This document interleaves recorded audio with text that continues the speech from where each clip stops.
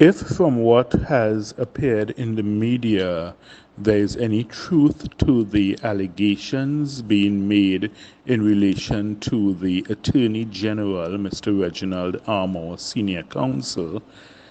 it is indeed troubling and concerning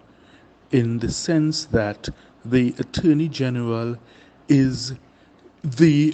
third highest office holder in the land. He is the one who is the titular head of the bar, the titular head of the Law Association,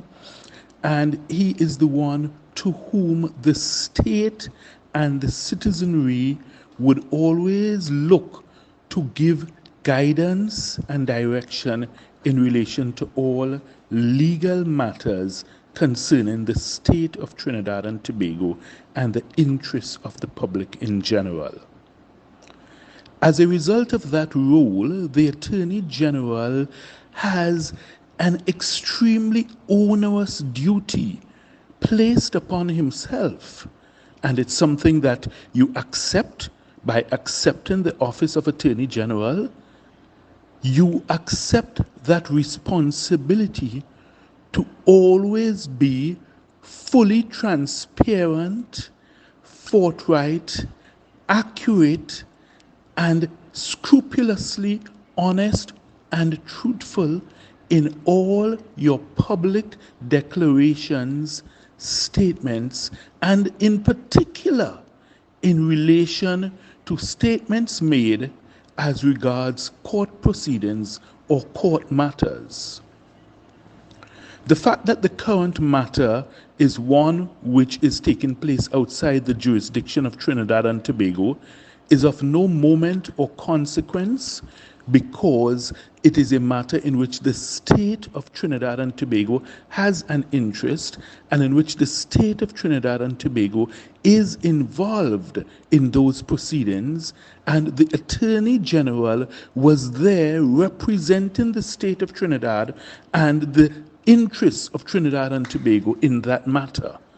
So there's no jurisdictional escape clause that can be invoked in this regard.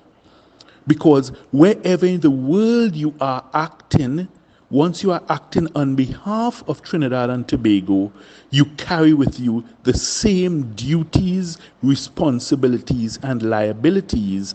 as the Attorney General of Trinidad and Tobago. It appears that there is now a deafening silence from the Office of the Attorney General in regard to the repeated calls for greater explanations and answers in relation to this matter. That does not appear to be a response or a posture which ought to be acceptable to the citizenry of Trinidad and Tobago. We have a duty to call upon our public officials to be responsible in their actions and to be responsible for their actions. And in this circumstance, it is clear that there is need for greater clarity, transparency, and for a proper explanation to be proffered by the Attorney General, which would have the effect of exonerating him from these allegations, because this is a scenario that requires exoneration, not just explanation. It requires exoneration so that he can come out of this spotless and unscathed. If he is not able to provide such evidence, explanation, or provide anything that can exculpate him in that manner,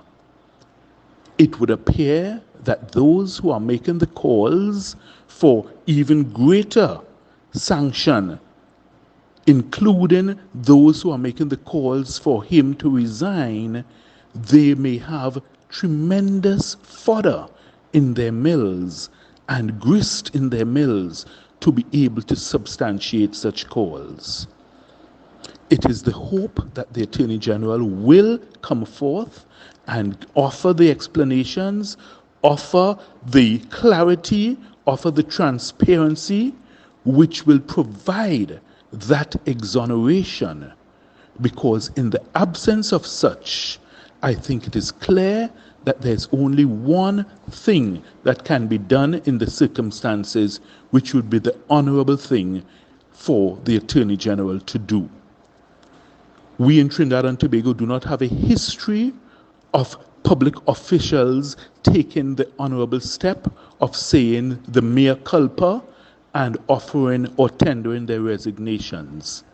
But if it is that there is no logical explanation and there is no exculpatory